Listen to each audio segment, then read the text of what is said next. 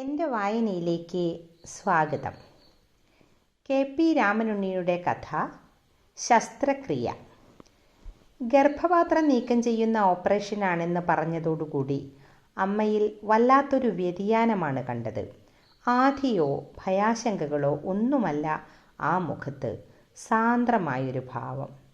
ഞാൻ അമ്മയുടെ കണ്ണുകളിൽ പെടേണ്ട താമസം ആ ഇമകൾ നിർനിമേഷമാകുന്നു. എന്നെ തന്നെ നോക്കിക്കൊണ്ട് നിൽക്കുന്നു. വലിയൊരു കടൽപ്പരപ്പിൻ്റെ സാന്നിധ്യം എനിക്കപ്പോൾ അനുഭവിക്കാൻ കഴിയും, സൂര്യനെ ദർശിച്ച വസുന്ധരയെപ്പോലെ. എന്താണ് ഇങ്ങനെയെല്ലാം സംഭവിക്കാൻ കാരണം?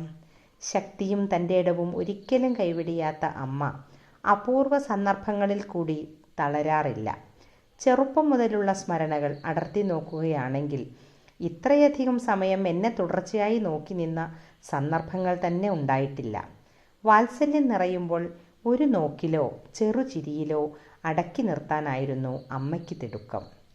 ചെറുപ്പത്തിലെ ഭർത്താവ് മരിച്ചതിന് ശേഷം ഏകസന്തതിയെ വളർത്തിക്കൊണ്ടുവരേണ്ട ഭാരമായിരുന്നല്ലോ. അമിതലാളനെ കൊണ്ട് നാശമാകാനുള്ള സാധ്യത അവർക്ക് കൂടുതൽ ബോധമുണ്ടായിരുന്നെന്ന് തോന്നുന്നു.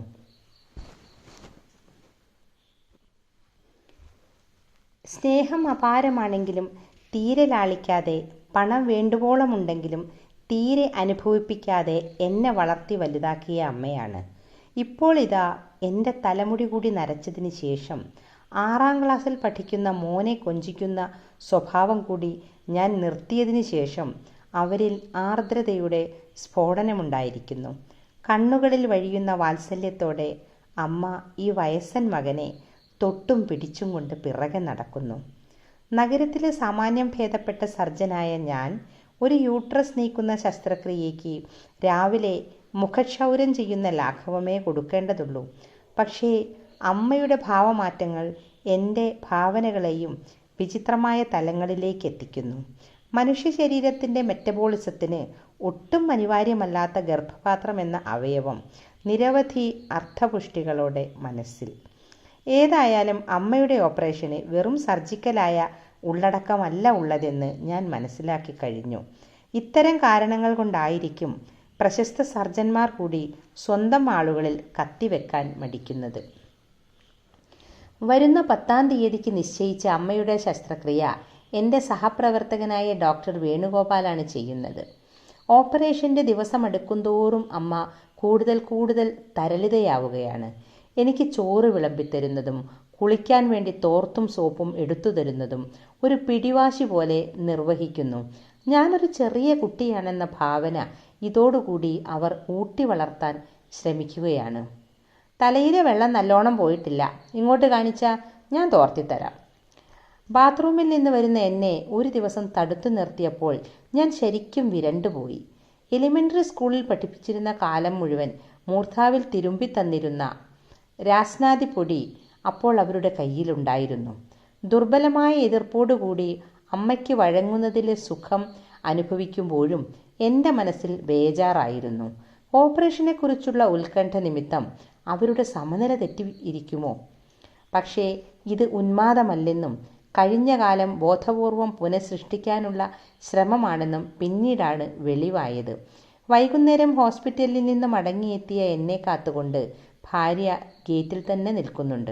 ഗൗരവപ്പെട്ടൊരു രഹസ്യം സംസാരിക്കുന്നത് പോലെ അവൾ മകനെ അടുത്ത് നിന്ന് പറഞ്ഞയച്ചു. ഇന്ന് രാത്രി മുതൽ നിങ്ങൾ ഉറങ്ങുന്നത് അമ്മയുടെ അടുത്താണ് കേട്ടോ. ചെറുചിരിയോടെ വിഷയത്തിൻ്റെ തുടക്കം കുറിച്ച അവളിൽ പിന്നീട് വല്ലാത്തൊരു നിശ്ചലത പരന്നു. അമ്മ പറഞ്ഞ കാര്യങ്ങൾ ഓർത്തുകൊണ്ടാണെന്ന് തോന്നുന്നു. കുറച്ചുനേരം മൗനമായി നിന്നു.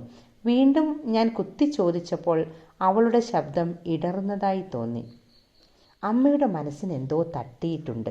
ഓപ്പറേഷൻ കഴിയും വരെ നിങ്ങളെ കൂടെ കിടത്താൻ എൻ്റെ സമ്മതം ചോദിച്ചു. ഏക മകനായിട്ട് കൂടി ഞങ്ങളുടെ സ്വാതന്ത്ര്യത്തിൽ കൈകടത്താത്ത അമ്മയോട് അവൾക്ക് പ്രത്യേക കൂറുണ്ടായിരുന്നു. അമ്മയുടെ മുറിയിൽ ചെന്ന് ഞാൻ സുഖവിവരം അന്വേഷിക്കുകയും മറ്റും ചെയ്യുമ്പോൾ കഴിയുന്നതും ആ ഭാഗത്തേക്ക് വരാതിരിക്കാൻ എൻ്റെ ഭാര്യ ശ്രദ്ധിക്കുന്നുണ്ട്. കൊച്ചുമകനായി എന്നെ നിരുപാധികം വിട്ടുതരാൻ അവർ മരുമകളോട് സമ്മതം വാങ്ങിയിരിക്കുന്നു. അമ്മ അടുത്തു തന്നെ മരിച്ചു പോകുമെന്ന ചിന്ത ഭാര്യയുടെ മുഖത്ത് നിഴലിച്ചു കാണുന്നതായി എനിക്ക് തോന്നി. എൻ്റെ കൈകളെടുത്ത് അമ്മ മാറത്തടക്കി കിടക്കുന്നത് കണ്ട മാത്രയിൽ ആ ദിവസം അവൾ നിയന്ത്രണം വിട്ടു. അടുത്ത മുറിയിലേക്ക് ഓടിച്ചെന്ന് ഞങ്ങളുടെ കൊച്ചുമകൻ്റെ കൈകൾ അതേപോലെ കൂട്ടിപ്പിടിച്ച് കണ്ണീർ വാർത്തു. അമ്മയുടെ സമാധാനത്തിനു വേണ്ടി അവരുടെ കൂടെ കിടക്കുക എന്ന പ്രാധാന്യമേ ഞാൻ ഭാര്യയുടെ നിർദ്ദേശത്തിന് നൽകിയിരുന്നുള്ളൂ. പക്ഷേ ആ അനുഭവം ആദ്യ രാത്രി തന്നെ എന്നെ വിസ്മയിപ്പിച്ചു. ഒരുറക്കത്തിൽ നിന്ന് ഞാൻ ഞെട്ടിയുണർന്നതും ആലിൻ്റെ വേടുപോലെ ശുഷ്കമായ ആ വിരലുകൾ എൻ്റെ മുടിയിഴകളിൽ ഞാവി നടക്കുകയാണ്. പതിഞ്ഞ സ്വരത്തിലുയരുന്ന ഹരിനാമ കീർത്തനങ്ങൾ അമ്മ ഉണർന്നു തന്നെയാണ് കിടക്കുന്നതെന്ന് ഓർമ്മപ്പെടുത്തി. പുൽക്കൊടിയിൽ നിന്ന് മഞ്ഞുതുള്ളികൾ ഉറ്റുന്നത് പോലെയായിരുന്നു നിമിഷങ്ങൾ നീങ്ങിക്കൊണ്ടിരുന്നത്. സമയത്തിന് ഇങ്ങനെയും ഒരു താളമുണ്ടെന്ന് ബാല്യകാലത്തിന് ശേഷം ആദ്യമായി തിരിച്ചറിയുകയാണ്. എത്ര നേരം കഴിഞ്ഞെന്നറിയില്ല, അമ്മയുടെ വിരലുകളുടെ ചലനം എൻ്റെ മുടിയിഴകളിൽ മന്ദീഭവിക്കുന്നതായി തോന്നി. ഉണർന്നിട്ടുണ്ടെന്ന് നടിക്കാതെ കണ്ണുകൾ ചിമ്മിക്കൊണ്ട് ഞാൻ ചെറുതായി മുരടനക്കി. കൊച്ചുകുട്ടികളെപ്പോലെ ഞെളിപിരി കൊണ്ട് അനങ്ങിക്കിടന്നു. പ്രതീക്ഷിച്ചതുപോലെ വീണ്ടും അതാ ആ വിരലുകൾ എൻ്റെ തലച്ചോറിൽ പുതിയ തരംഗങ്ങൾ സൃഷ്ടിച്ചുകൊണ്ട് സഞ്ചരിക്കുന്നു. അതോടൊപ്പം മറ്റേ കൈയെടുത്ത് എൻ്റെ മുതുകിൽ താളം പിടിച്ച് നീട്ടിയും കുറുക്കിയും അമ്മ മൂളിക്കൊണ്ടിരുന്നു. 45 വയസ്സ് കഴിഞ്ഞ മധ്യവയസ്കനാണ് ഞാനെന്ന ബോധം മനസ്സിൽ നിന്ന് അടർന്നു വീണിരുന്നു. അമ്മയുടെ ഗന്ധത്താൽ ചൂഴപ്പെട്ട് കിടക്കുമ്പോൾ പ്രജ്ഞയുടെ ഉള്ളറകളിൽ വെച്ച് വല്ലാത്തൊരു അനുഭവമുണ്ടായി. മറ്റെല്ലാ അനുഭൂതി തലങ്ങളെ മാറ്റി നിർത്തിയാലും വ്യവഹാരിക ജീവിതവുമായി ഈ അവസ്ഥയ്ക്കുള്ള പ്രധാന വ്യത്യാസം നിഴലുകളുടെ അഭാവമായിരുന്നു. മരണത്തിൻ്റെ നിരന്തരമായ ഓർമ്മപ്പെടുത്തലുകളാണ് ജീവിതത്തിൽ നിഴലുകളായി കൂടെ നടക്കുന്നതെന്ന് അപ്പോൾ ഞാൻ തിരിച്ചറിഞ്ഞു. ബോധത്തിൻ്റെ അതിർത്തിക്കുള്ളിലാണെന്ന് മുതുകിൽ തട്ടുന്ന പ്രശാന്ത താളവും അബോധത്തിൻ്റെ മേഖലയാണെങ്കിൽ സ്വപ്നത്തിൻ്റെ വിസ്മയക്കോപ്പുകളുമായി ഉറങ്ങിയോ ഉറങ്ങാതെയോ ആ രാത്രി പുലർന്നുപോയി. പിറ്റേന്ന് കാലത്തുണർന്ന് ഞാൻ താങ്ങാനാവാത്ത ഭാരത്തോടു കൂടിയാണ് ദിനചര്യകളെ നേരിട്ടത്. ജനറൽ ഹോസ്പിറ്റലിലെ സീനിയർ സർജൻ എന്ന ഉത്തരവാദിത്വം വല്ലാത്തൊരു വെച്ചുകെട്ടായി എനിക്ക് അനുഭവപ്പെട്ടു. കൊച്ചുമകനായി എന്നെ തിരിച്ചെടുക്കാനുള്ള അമ്മയുടെ ശ്രമം കുട്ടിക്കാലം വീണ്ടെടുത്തു തന്നിരിക്കുകയാണ്. ഓപ്പറേഷൻ വരെയുള്ള 4 നാളുകൾ പൂർണ്ണമായും അതിന് വഴങ്ങിക്കൊടുക്കാൻ തന്നെ മനസ്സ് സന്നദ്ധമായി. കുട്ടിക്കാലത്തിൻ്റെ കഥകൾ അമ്മ പറഞ്ഞുകൊണ്ടിരിക്കുമ്പോൾ അവരുടെ മടിയിൽ തലവെച്ച് എന്നിട്ടോ എന്ന ചോദ്യവുമായി ഞാൻ കിടന്നു. അമ്മയുടെ മനസ്സമാധാനത്തിന് വേണ്ടിയാണെന്ന ന്യായീകരണമില്ലെങ്കിൽ എനിക്കങ്ങനെ കിടക്കാനുള്ള നിഷ്കളങ്കത ഒരിക്കലും കിട്ടുമായിരുന്നില്ല. ഓർമ്മകളിലൂടെ പിറകോട്ട് സഞ്ചരിച്ച് മുത്തച്ഛൻ്റെ പെരുവിരൽ വരെ ഞാൻ കടന്നു പിടിച്ചു. വെള്ളാരിച്ചിറയിൽ നീന്തൽ പഠിപ്പിച്ച വീട്ടുകാര്യസ്ഥൻ്റെ എണ്ണമയമുള്ള ശരീരത്തിൽ തൊട്ടു.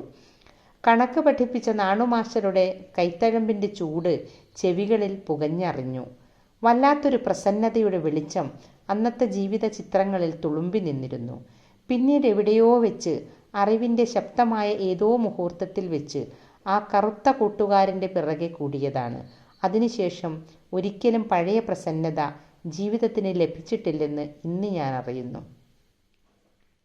വളരെ വേഗത്തിലാണ് ഓപ്പറേഷൻ്റെ ദിവസം അടുത്തേക്ക് അണഞ്ഞത്. അമ്മയിൽ എന്തെങ്കിലും മാറ്റങ്ങൾ ഉണ്ടാകുമോ എന്ന് ന്യായമായും ഞാൻ സംശയിച്ചു.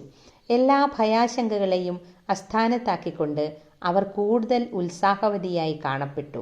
തലയിൽ എണ്ണ തേക്കാത്തത് കൊണ്ട് എൻ്റെ മുടി ചെമ്പനായി പോകുന്നതിനെപ്പറ്റി അമ്മ വഴക്കു പറഞ്ഞു. ആ സംസാരം പിന്നീട് വർഷങ്ങൾക്ക് മുമ്പ് നടന്ന ഞങ്ങളുടെ പഴനി യാത്രയിലേക്ക് നീണ്ടുപോയി. പ്രാർത്ഥനയനുസരിച്ച് എൻ്റെ മുടി മൊട്ടയടിച്ചതും കണ്ണാടി കാണിച്ചു തന്നപ്പോൾ നിർത്താതെ ഞാൻ കരഞ്ഞതും കഥാരൂപത്തിൽ പടർന്നു പന്തലിച്ചു. ആശുപത്രിയിലേക്ക് പുറപ്പെട്ടിറങ്ങുമ്പോഴും പഴനിയിൽ നിന്നുള്ള മടക്കയാത്രയിൽ ഞാൻ കാണിച്ച കുസൃതിത്തരങ്ങൾ അമ്മ വർണ്ണിക്കുകയായിരുന്നു. സർജിക്കൽ വാർഡിലേക്ക് ഫോൺ ചെയ്തു പറഞ്ഞിരുന്നതിനാൽ ഡോക്ടർ വേണുഗോപാൽ മുറിയിൽ തന്നെ കാത്തു നിൽക്കുന്നുണ്ട്. ഓപ്പറേഷൻ തിയേറ്ററിലേക്ക് നടത്തിക്കുമ്പോൾ ഞാൻ പിറകെ തന്നെ ഉണ്ടെന്ന് അമ്മ ശ്രദ്ധിക്കുന്നതായി തോന്നി.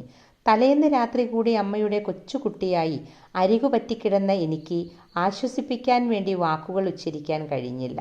ഡോക്ടർ വേണുഗോപാലിനോട് നിശബ്ദമായ സൂചന നൽകി തിയേറ്ററിന് പുറത്തേക്ക് ഞാൻ ഊളിയിട്ടു. മുറിയിൽ തിരിച്ചെത്തിയ എനിക്ക് എന്താണ് ചെയ്യേണ്ടതെന്ന് രൂപമുണ്ടായിരുന്നില്ല. ഒടുവിൽ വൈദ്യശാസ്ത്ര ഗുരുവായ ഹിപ്പോക്രാറ്റസിൻ്റെ ഫോട്ടോയിലേക്ക് ഞാൻ നോക്കിക്കൊണ്ടിരുന്നു.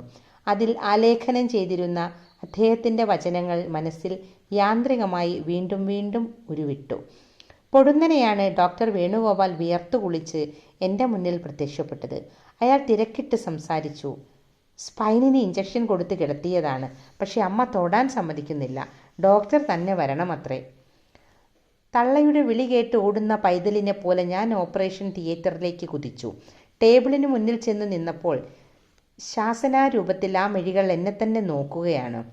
എങ്ങോട്ടാണ് നീ മാറിപ്പോയത്? വേഗം ചെയ്തു തീർക്ക്. ഹോംവർക്ക് ചെയ്യിക്കാൻ വേണ്ടി മകനെ പിടിച്ചിരുത്തുന്ന ആത്മവിശ്വാസവും ആജ്ഞാശക്തിയും വാക്കുകളിൽ തുടിച്ചു നിന്നു. എത്ര പെട്ടെന്നാണ് ഞാൻ കയ്യുറയും മാസ്കും ധരിച്ച് തയ്യാറെടുത്തതെന്ന് പിന്നീട് ഓർക്കുമ്പോൾ അത്ഭുതം തോന്നി. തടവില്ലാത്ത അനുസരണശീലമായിരുന്നു എൻ്റെ കൈവിരലുകളുടെ വേഗം നിർണയിച്ചത്. ഇതുവരെ ആർജിച്ച വൈദ്യവിജ്ഞാനമെല്ലാം ഉറകൂടി നിന്ന് ചലനങ്ങളുടെ കൃത്യതയെ നിയന്ത്രിച്ചു. ചുരുങ്ങിയ സമയത്തിനുള്ളിൽ ഓപ്പറേഷൻ ടേബിളിൻ്റെ താഴെ വെച്ച തൊട്ടിയിൽ രക്തം പുരണ്ട ആ അവയവം മുറിഞ്ഞു വീണു. 11 സ്റ്റിച്ചുകൾ ചെയ്യാനുള്ളതുകൂടി മുഴുമിച്ച് ടേബിളിനടിയിലെ തൊട്ടിയിലേക്ക് ഞാൻ നോക്കിക്കൊണ്ടിരിക്കുകയായിരുന്നു.